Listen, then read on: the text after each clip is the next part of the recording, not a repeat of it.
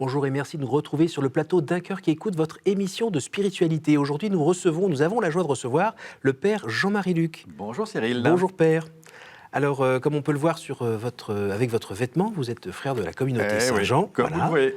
Alors, quand vous avez entendu cet appel à la vie religieuse, vous avez dit non, et puis OK pour une vocation folle qui me rende heureux. Ouais, ça c'est sûr. Alors aujourd'hui, vous avez 46 ans, vous êtes donc religieux, prêtre, éducateur et producteur de spectacles avec Saint Jean Révélateur. Vous allez nous parler de tout ça, mais juste avant, alors au lieu de vous écouter nous lire un texte, Pas de texte. on va écouter quelque chose. Ah ah. Prêtre à tout va, prêtre-moi, etc. Car le prêtre à toute heure, c'est le prêtre, moi ton cœur. Prêtre à tout va, prêtre-moi, etc. Car le prêtre à toute heure, c'est le prêtre, moi ton cœur. Prêtre à tout. Une C'est chanson incroyable. Hein, chanson d'anniversaire. ouais, voilà, c'est ça. Cette chanson, c'est le refrain d'une chanson qui s'appelle Joyeux anniversaire. Parce qu'en fait, vous vous êtes trompé, hein, j'ai pas 46 ans. J'ai 20 ans, mais 20 ans de sacerdoce, voilà, 20 ans que j'ai célébré cet été et toute cette année. Et cette chanson, elle relate ça, un prêtre, il est à toute heure et à tout moment, et quelle aventure. Quelle aventure. Ouais. Alors elle est née comment cette aventure, cette vocation? Il y a un moment vers 16 ans où il y a quelque chose qui se passe, une rencontre? Ouais, une rencontre avec quelqu'un qui est Dieu. J'étais pas, enfin, je suis d'un milieu catho, hein, je peux pas dire que j'ai renié ma foi ou que je viens des taudis ou je sais pas. Non, j'ai toujours eu la foi ancrée, mais d'abord dans un milieu paysan, agricole, dans un milieu rural où j'avais l'impression d'être le dernier des Mohicans parce que ma mère m'emmenait à la messe ainsi que toute ma famille, mais il y avait plus de jeunes déjà dans ces paroisses-là. Mais elle m'a transmis la foi, ça c'est sûr. Mais je croyais être le dernier.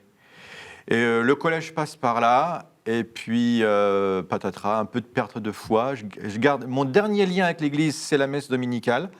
Il y avait un deal avec ma mère, argent de poche. Tant que tu seras à la maison, puis de toute façon, tu es trop jeune pour décider. Mais le reste, plus d'aumônerie, plus rien. J'étais très loin, en fait, j'étais hyper loin de l'Église. Vous étiez du côté de Roanne? Ouais, c'est ça, dans la Loire. Dans mon petit village de Pradines, là, c'est milieu privilégié quand même et protégé. Mais je commence à perdre pied, je m'éloigne de l'Église. Du moins, je ne sais pas très bien ce que c'est que l'Église. Et puis, là, passage du collège au lycée. Le soir, mes copains et mes copines sont partis. J'attends mon quart scolaire pour rentrer chez moi. Je suis à l'abribus, j'ai 16 ans, donc je suis en seconde. Je vis à fond comme on peut être à 16 ans. Je suis vraiment un peu un leader, j'aime mener mes gens. Et puis là, j'ai plus rien à faire brusquement. Et en face de moi, une église. Je suis quand même catholique. Je sais que quand on rentre dans une église, ce qu'il y a, la petite lumière rouge, patati patata, je me dis, allez, je vais prier. Mais acte volontaire, prière personnelle. Et ce soir-là, je rentre dans l'église Saint-Louis de Roanne, et une église extrêmement noire, sombre, lugubre à l'extérieur. Et j'entre dans l'église, et là, j'y vois rien. C'est aussi lugubre à l'extérieur qu'à l'intérieur, mais je file à la petite lumière rouge et je me mets devant le Christ. Je le prie, salut, bonjour, t'es là. Vous n'aviez rien à demander? Vous n'aviez pas envie de râler? Vous n'étiez pas... Non, je suis pas en dépression et je suis pas en révolte, ça va. Simplement, je dis, salut, je viens de te voir. Comme on va voir quand même un ami, une connaissance, quelqu'un de la famille. Je lui parle de l'école, de ce qui s'est passé, les filles, les garçons, le prof de français qui est nul, le prof de maths qui est bien. J'espère que l'année prochaine, je pourrai faire une première AS. Et je file, salut. Comme peut-être qu'on va dire bonjour à sa grand-mère, poliment, et je repars. Peut-être que le miracle dans cette affaire, c'est que le lendemain, j'ai de nouveau du temps et j'y retourne.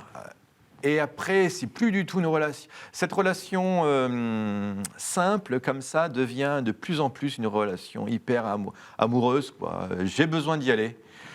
Je deviens pas une grenouille de bénitier pour autant, hein. Je me planque un peu pour y aller, j'ai honte. Je suis dans un lycée public, je suis pas du tout dans ce milieu-là. Je fais partie d'aucune association. Hein, Mais Cato, rien. qu'est-ce qui se passe quand vous êtes là devant la petite lumière rouge? Qu'est-ce qui fait que vous y retournez à 16 ans? Vous avez plein C'est d'autres choses à parce faire, que- non? Ah ouais, j'ai plein d'autres choses à faire, mais sauf que c'est quelqu'un. Et je rencontre vraiment quelqu'un et il m'écoute. Vous savez que vous êtes écouté? Ah ouais, c'est évident. Vous ouais. sentez que vous êtes écouté? Ouais. Ah, j'ai une chance incroyable. Toute ma vie, c'est pour ça que je suis peut-être un prêtre si heureux, hein, parce que j'ai été béni, parce que quand j'écoute les vocations des autres et le cheminement des autres, j'ai vraiment l'impression d'avoir été super protégé. Parce qu'il fallait venir me chercher à 16 ans, de toute façon. Après, ça aurait été foutu. Hein. Le Seigneur prend bien les bons moments. Ça met 1 an de relation entre lui et moi à continuer, comme ça, de bonnes discussions, comme nous sur ce plateau. Et Merci puis, pour me flatter. ah ouais, moi je crois, et puis, parce que j'ai vu Dieu dans les autres après. Hein. Mais là, je le voyais en face, en direct. Et puis au bout d'1 an, visite du pape Jean-Paul II en France. Ce pape Donc là, incroyable. c'est pas les GMJ, là. Hein, c'est Non, c'est Gerland, visite du pape. Il y a 50 000 jeunes dans le stade de Gerland. Je n'y suis pas, parce que j'ai école le lendemain, vous imaginez que ma mère me dit au lit. Mais je suis un fils très obéissant, maman, si tu me regardes. Mais j'étais au lit avec les écouteurs, parce que j'écoutais la radio, elle voulait pas même pas que je sois devant la télé. Et j'écoute Gerland, le pape Jean-Paul II dans le stade. Waouh, tout, voilà, la pop star, quoi.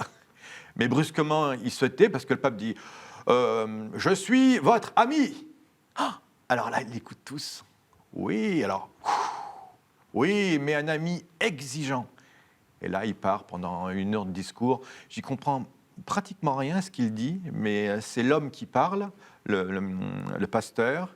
Et brusquement, au milieu de tout ça, il sort une phrase. Vous voyez, c'est des flèches qu'il envoie. Et cette flèche traverse la radio, peut-être comme là, elle traverse la télé en ce moment.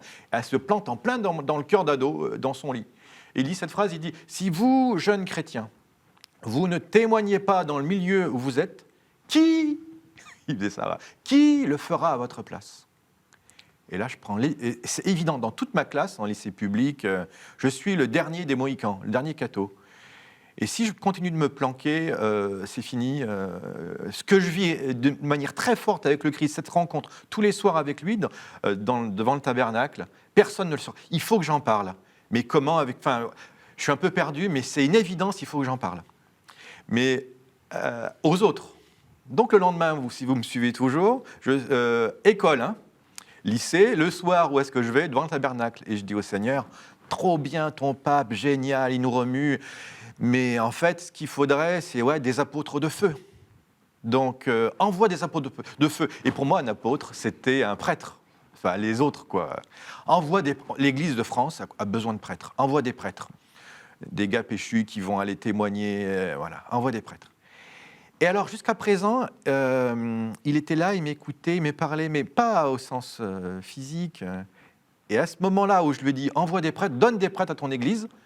Donc méfiez-vous, quand on provoque trop Dieu, parfois il parle. En tout cas là, ce jour-là, il m'a parlé. Il m'a dit « Et toi ?» Comment il le dit? Et toi? Question pratique, hein. Ouais, c'est incroyable. C'est quoi? C'est une motion intérieure? Ouais, c'est ça. C'est pas une voix comme je vous parle en ce moment. Non, c'est pas La lumière a pas clignoté. Non, il n'y a pas eu la lumière. Voilà, c'est pas un rayon de soleil. Il était dans le silence, il était dans la petite lumière rouge du tabernacle, il était surtout dans votre cœur. Il a parlé dans mon cœur, mais d'une manière explicite. Et toi, c'est 2 mots. Il aurait quand même pu dire un peu plus. Hein. Mais ce et toi, il vibre encore des années plus tard. Il Donc, était et toi, vraiment là. Et toi, pourquoi tu viendrais pas toi aussi? Tu viendrais pas à un apôtre? Je t'appelle. Et ça, vous l'avez compris tout de suite. Ah, c'était évident. Et vous êtes allé voir après je sais pas, vous en avez parlé avec votre mère, vous en avez parlé avec Mais pas du tout, surtout que votre curé. J'en ai parlé d'abord à lui, à Dieu, en lui disant Wow. pardon. Parce que surtout quand les questions dérangeantes. Qu'on ait le temps de- C'était super dérangeant parce que moi j'avais 16 ans, j'aimais vivre, j'avais des copines, des copains et je me projetais déjà dans une vie toute réussie. J'avais mon plan de carrière aussi, je voulais changer le monde. Mais ça, de vouloir changer le monde, je l'avais depuis longtemps. Alors du coup, je voulais être homme politique, bref, 16 ans. Et là, je lui dis, mais pardon, non, il y a une erreur peut-être que ça peut arriver d'ailleurs. Dieu, il est grand, il peut peut-être se planter. Non, tu ne peux pas m'appeler à devenir prêtre. Enfin, alors j'ai fui en disant, non, merci, ça va. Mais c'était le côté, j'ai autre chose à faire ou bien je Je ne pourrais pas le faire parce Mais que je j'ai croyais pas qu'il y avait ce une erreur talent-là. de casting terrible. J'étais pas programmé pour ça. Je me voyais. J'avais aucun prêtre dans ma famille. Je n'en connaissais pas vraiment particulièrement. Ça faisait pas Pour très envie prêtre, non plus. mais non, c'est Dans pas l'imaginaire super cool d'être prêtre. Enfin, dans l'imaginaire d'un ado, enfin, c'était pas. Et que Dieu me le demande, mais c'était incroyable. J'étais pas fait pour ça, t'entends? Sauf s'il est Dieu, mais il était Dieu. Sauf s'il s'est trompé, enfin bref, dans des cas comme ça, on se tire et on se dit, il va penser à autre chose, mais il pense pas à autre chose. Et quand tu reviens, tu parles de tout le lendemain. J'ai mis 3 jours, je crois, j'ai craqué. Et j'ai craqué en lui disant, alors ça ne le faites pas, c'est pour prévenir les gens. Hein. Oui, oui, c'est important. Sauf si vous voulez que votre vie soit géniale à ce moment-là. Mais les bras de fer avec Dieu, il est plus fort que nous. Hein. Et là, moi, je me suis mis à jouer au tennis avec lui. J'ai renvoyé la balle, mais il la renvoie de plus en plus fort. On se prend vite au jeu. Alors je lui ai dit, OK, je veux bien, si jamais tu t'es pas trompé dans ta demande, je veux bien être prêtre. Mais tu as vu ce que tu me demandes, les renoncements aussi. Alors, donc, tu mets quoi dans la balance, hein? voilà. Et donc là, il faut charger. Je suis prêt. Moi, OK, je donne. C'est une sorte je veux bien. Commerçant. Mais alors moi, j'ai chargé à excès, quoi. Parce que je croyais qu'il n'était pas capable de le faire. Et Je lui c'était ai quoi dit- alors dans la balance? Alors j'ai mis, je veux que ce soit, je veux bien être prêtre, OK, mais une seule condition, enfin mes conditions sont les suivantes en tout cas, c'est, je veux que ça soit à toute vitesse, à fond, que je n'ai jamais à le regretter, quoi. Après, d'abord parce que je veux être heureux. Et je ne pensais pas qu'un prêtre pouvait être heureux sur cette terre. Donc je veux être heureux dès maintenant. Heureux au ciel, hein, cool. Ouais. Mais je veux être heureux dès maintenant. Et pas cap, quoi. Vas-y, vas-y. Et alors il avait ça en réserve pour moi. Apparemment, oui. Ouais, c'est fou. Et alors, c'est pas du tout une vie conventionnelle. Je pensais que j'ai toujours su que j'allais pas avoir une vie comme les autres. C'était peut-être ça que j'avais la vocation depuis longtemps. Après, Dieu m'appelle, mais je crois pas que je suis un prêtre. Même prêtre, en fait, je suis même pas un prêtre comme les autres. Même encore maintenant. Ça dure depuis 20 ans, prêtre à toute heure. On vient de l'entendre dans cette chanson. Alors déjà, Ouais, vous c'est êtes- incroyable. on voit vos amis, je l'ai dit au départ. Ouais, je suis Pourquoi vous frère êtes de Saint-Jean. rentré dans la communauté Saint-Jean, par exemple? J'étais un peu perdu, je savais pas où il fallait que j'aille. Prêtre, religieux, enfin d'abord j'avais la vocation, mais est-ce qu'il fallait être prêtre Prêtre diocésain ou... Ouais, enfin, j'étais ouvert à tout et j'y connaissais rien. Donc là, c'est à nouveau une histoire de rencontre? Exactement. D'abord, quand vous portez la vocation, c'est tellement lourd. Il faut le confier à quelqu'un. La première personne à qui je l'ai confié, ça a duré quand même 2 mois, 3 mois de prière silencieuse. Je croyais être le seul à être appelé par Dieu, hein, et même limite que je pouvais être malade. Enfin, c'était pas simple. J'avais pas de père spirituel. Votre mère, on Et parlait ma pas de ça mère- avec elle? Voilà. Donc c'est la personne la plus chrétienne que je connaissais et qui était sur ma route. On est un 8 décembre, je suis dans le diocèse de Lyon. On met des petites bougies sur le bord de la fenêtre, c'est magnifique. On allume les bougies et là je lui dis, on prie avec ma mère. Je lui dis, j'ai quelque chose à te dire. Ah ouais, quoi. Donc, ouais, c'est 1 an plus tard. Donc, j'ai 17 ans, là. L'ado que je suis a un peu grandi et confie à sa mère le fait que je crois que je suis appelé par Dieu. J'ai la vocation. Ça y est, je lui ai dit. Comment elle va réagir? Et alors, j'ai une maman sensationnelle. Et qui réagit, non pas, elle ne me dit pas, quoi? Un fils prêtre? Non, finis tes études, je veux que tu sois médecin ou que tu travailles comme tout le monde. Il est hors de question, parce que je suis qu'en première à ce moment-là.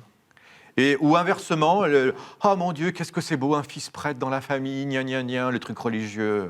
Non, les deux m'auraient fait peur de toute façon. Et puis, elle réagit comme une maman chrétienne. Elle me dit, ah ouais, eh bien je vais prier pour toi. Ton frère, ta sœur prennent des options fortes en ce moment, ils choisissent. Et toi, visiblement, elle reçoit l'appel de Dieu qui passe, enfin, de son fils. Et de nouveau, elle m'accouche, quoi. Enfin, c'est quand même hallucinant d'être une maman de prêtre. Hein. Elle l'est toujours, d'ailleurs. Et qui est prête à donner son fils. Elle le sera, d'ailleurs, pour l'éternité. Et puis qui est prête à rayer aussi sur des Ouais, choses, tous comme les- être grand-mère Ouais, de vos enfants, ces choses-là. Il y a aussi un coup de poignard dans le cœur aussi. C'est quand même une offrande, hein, Oui. une douleur. Mais aussi, ouais, c'est une offrande. Elle offre son fils. Et moi, de savoir que ma mère est là et qu'elle va aussi me porter dans la prière, c'est un réconfort incroyable. Et Dieu passe par elle. Parce qu'elle me dit, ça, il faut quand même en parler à un prêtre, justement. Et il faut aller voir un prêtre diocésain ou ton curé de paroisse. Et on a la chance d'avoir les frères de Saint-Jean qui se sont installés à Saint-Jodard, pas très loin de chez nous. Et je vais me confesser à un prêtre, je lui dis, et il me dit, fais donc une retraite. Et après, tout s'enchaîne. Et le Seigneur a tout mis très rapidement. À 17 ans, je fais une retraite avec le Père Marie-Dominique Philippe. Je sais que je vais être frère de Saint-Jean parce que c'est exactement tout ce dont j'ai besoin. Il y a tout.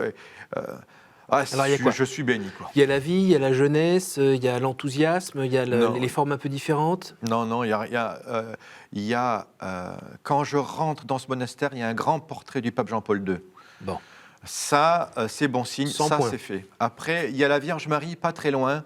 Je suis à 100. Si je m'appelle Jean-Marie Luc et si j'ai mis Marie au cœur de mon nom, c'est pas pour rien, c'est elle, la vocation. Et après, il y a l'adoration eucharistique. Donc, pas uniquement que Jésus fermé dans le tabernacle, mais on l'ouvre et ce cœur à cœur avec Jésus.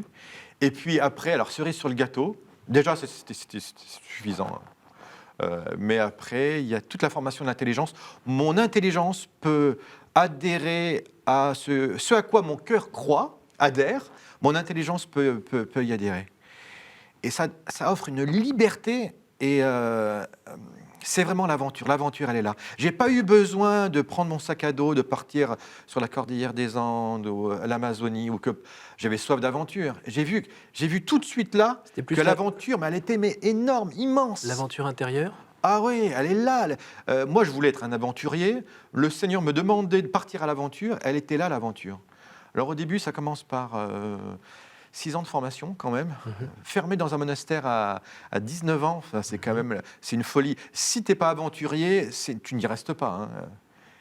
Mais quelle aventure! Alors, cette aventure-là, on la voit depuis 20 ans. Ça fait 20 ans que, là on l'entend d'ailleurs, quand vous parlez, vous avez un talent de conteur. Et ce talent de conteur, finalement, on le voit dans les spectacles que vous produisez maintenant depuis quelques années ? Ah oui, il y a une particularité chez moi, c'est qu'il y a une vocation dans la vocation. J'aurais pu rester frère de Saint-Jean, et je le suis toujours, oui. Prêtre et curé de paroisse, parce que quand on est frère, on peut être aumônier de tout et de n'importe quoi, curé de paroisse, mais aussi aumônier de prison. Mais moi... Là, on repère 2 choses, le spectacle et la jeunesse. Ouais. Je suis d'abord éducateur de jeunes. Parce que j'ai passé mon BAFA, mon BFD, je monte des camps, on m'envoie auprès des jeunes. Et très rapidement, je m'aperçois que, là encore, le Seigneur est là sur mon chemin, changement à 180 degrés. Je suis envoyé sur un camp artistique. Moi qui suis du monde paysan, agricole, les artistes, je n'y connais rien. Enfin, c'est des gens un peu bizarres. C'est pas du tout mon milieu. Et je débarque là-dedans, je découvre le monde artistique et le lien entre l'artistique et l'éducatif, quoi. Alors ça, c'est Saint-Jean Révélateur. Ouais, c'est ça. Dans lequel vous œuvrez depuis maintenant quelques années aussi. Dites-nous, quel regard vous portez sur la jeunesse aujourd'hui, celle qui vient notamment vous voir. J'imagine que c'est un regard plein d'espérance. Ah oui, parce que les jeunes sont pleins d'espérance, plein de vie, et ils me forcent à rester jeune avec eux. Si on les aime... si on les aime, eh bien, on aime ce qu'ils aiment, d'abord, avant de les juger. Et ils vivent dans un monde qui n'est pas facile. Et puis après, on les écoute, et puis on les nourrit, parce qu'ils sont un peu perdus. Est-ce que votre foi personnelle a grandi à leur contact ? Ne serait-ce qu'en leur parlant, en répondant à leurs questions ? Ouais, parce qu'on est toujours nourri par les gens qu'on rencontre. Et c'est pas le prêtre d'un côté et les jeunes de l'autre. C'est touchant. Vous pouvez pas vous imaginer. Enfin, les jeunes, les moins jeunes, tous quoi. Dieu nous parle à travers les gens qui sont sur notre route. Hein. Et il n'y a pas celui qui sait, hein, parce que j'ai un habit gris et que j'ai fait des études, je sais moi. Et l'autre, il ne sait pas. Non, Dieu nous parle à travers eux. Ça, c'est évident. Votre façon de prier, votre façon de contempler, quand vous étiez le petit gamin là, de 16 ans devant le tabernacle, aujourd'hui, il a grandi ce gamin, est-ce qu'il prie différemment ? Ouais, j'ai grandi dans ma foi et donc plus on avance dans la foi, moins on y voit quelque chose, hein. Ça, c'est bienvenue au club, hein, ça c'est sûr. Plus c'est la foi nue et le cœur à cœur qui au début qui est plein de sensibilité, après est appauvri et on va à l'essentiel, évidemment. Et Mais alors si- aujourd'hui, s'il fallait dire en 2 mots l'essentiel, c'est quoi? C'est qui? C'est comment? C'est quelqu'un et je m'accroche à ce quelqu'un et c'est lui, Dieu qui remplit toute ma vie. Et en même temps, il m'a tellement donné comme quand j'étais ado, vous voyez, c'est ça moi, qui me touche. Dieu n'a pas peur des ados. Regardez avec la Vierge Marie. Quel âge elle a lorsque il envoie un Gabriel lui dire qu'elle sera mère du Sauveur? Elle a 15, 16, 17 ans. Mhm. Dieu les prend extrêmement au sérieux. Moi, il m'a pris au sérieux à 16, 17 ans. Et les ados, aujourd'hui, on ne les prend pas au sérieux. On leur donne des trucs, on dit, voilà, t'es jeune, débrouille-toi. Enfin, en même temps, on a peur de l'adolescence, hein. Mais Dieu n'a pas peur des ados, donc moi je ne veux pas avoir peur des ados et je les accueille tels qu'ils sont et je leur fais confiance et je leur donne tout de suite des responsabilités. C'est ça ma manière de les appréhender. Et Alors, chez Révélateur, c'est ça. Voilà, et vous faites notamment des camps pendant l'été pour répéter des spectacles sur lesquels vous avez Voilà. travaillé, vous côtoyez des saints. Là, notamment, vous avez travaillé cet été sur Louise Élie Martin. Ouais, voilà. Si vous voulez, on va regarder un extrait Ouais. du spectacle. On y va. On y Louise va. Élie Martin. Nos cadrans nous regardent impassibles pendant que les minutes inflexibles nous rappellent que chaque heure immobile nous rapproche un peu plus de l'exil. Bonsoir mes amis, vous m'avez l'air en grande forme. C'est que la vie est trop longue. Vous êtes incroyable, un peu de nerf, la vie est belle. Au dos de la dentelle, nous chantons nos bagatelles pour des linges et des fichus, pour des voiles ou des tissus. Et on s'agite, petite fourmi, sur notre ouvrage avec courage. La dentelle, le talençon, elle est là, notre chanson, notre joie, notre ambition, notre vie, notre passion. Quand on travaille de mal en mal, on le fait bien de coin en coin. Une fois que le patron a des jupes et des jupons, ça fait plaisir à l'ennemi de travailler pour Zélie, il la patronne qui nous bichonne. Bravo Zélie, la plus jolie. Arrêtez les filles, ne me flattez pas, ça ne sert à rien. C'est pourtant vrai qu'on vous aime bien. Tout va bien? Tu as fait de beaux progrès. Merci Madame Zélie. Ouah, c'est sympathique, ça bouge. Ah ouais, ça c'est la comédie musicale. C'est un mode vraiment particulier, hein. Je ne suis pas arrivé tout de suite à la comédie musicale. J'ai commencé par des sons et lumières. Mais très vite, j'ai voulu prendre un mode grand public où on danse, on chante, mais tout en restant en même temps 100% catho et aussi en développant un vrai message. Alors, ça commence, je crois, en région parisienne autour du 11 novembre. Ouais. Votre mission aujourd'hui, elle est d'annoncer la bonne nouvelle avec les jeunes, Ouais. et puis par le spectacle, une sorte de pastorale du spectacle, on peut dire ça? Oui, c'est ça. Moi, je suis un conteur, hein, un prêcheur, comme tous les prêtres et religieux. Alors, on peut faire ça dans une église, dans une grande chaire. Moi, ma mission, elle est un peu particulière, hein, c'est de l'annoncer en montant des spectacles, en racontant la vie, et tout spécialement la vie des saints. Parce que les saints, la vie des saints, c'est l'évangile digéré, quoi. L'évangile pour les nuls. Je ne sais pas comment. Enfin, depuis 2000 ans, l'Église se plaît à évangéliser aussi en racontant des histoires. Je trouve ça c'est vraiment passionnant, quoi, la vie des saints. Et là, en ce moment, je suis sur un Saint Jérôme, et je me suis aperçu que Saint Odon, qui est un grand saint, a raconté la vie de Saint Géraud, par exemple. Donc ça montre bien que on peut même se convertir en racontant la vie d'autres saints. Et l'Église a deux trésors, hein. D'un côté la parole de Dieu, mais aussi après toute la tradition. On n'a pas que la parole de Dieu, nous catholiques. Toute cette belle et grande tradition de la foi, c'est rien d'autre que la parole de Dieu lue, moulinée dans le cœur des saints et qui nous est redonnée. Et la vie des saints, ce n'est rien d'autre que regarder sa marche. Alors, pour en savoir plus, évidemment, on invite chacun à aller voir le spectacle, forcément. Ouais, Louise est libre. Voilà, Ouais. on invite aussi à aller sur le site www.révélateur.org, Ouais. notamment pour les camps d'été Ouais. pour la musique. On arrive déjà à la fin de l'émission. Je vais vous Déjà. poser les 3 questions rituelles. Ouais, allez-y, Cyril. Quel conseil donneriez-vous à quelqu'un qui vous dirait « J'ai envie de rencontrer Dieu, par quoi dois-je commencer ?» Ben, viens avec moi, on va aller devant le tabernacle. Maintenant, vous comprenez un petit peu mieux. Je préfère que ce soit le Christ qui donne le conseil.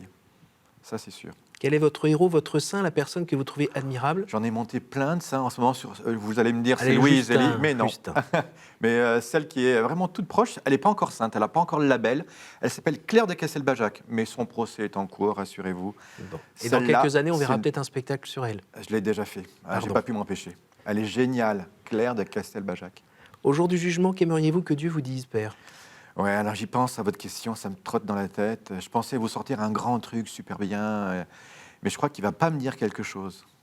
Ou bien si ce quelque chose, il y aura dedans fils bien-aimé, il y aura quelque chose de Saint-Jean, sans doute, mais surtout il va dire viens là, viens sur mon cœur. Parce que c'est surtout là que j'ai envie d'être et c'est surtout là que je crois qu'il veut que je sois. Donc ça sera plutôt un geste, il va me dire allez viens. C'est là, et ça va être délicieux.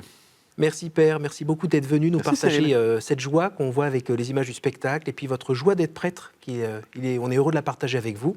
Et puis merci à vous tous pour votre fidélité à ce rendez-vous. Vous pouvez évidemment revoir cette émission sur www.ktotv.com. À la semaine prochaine.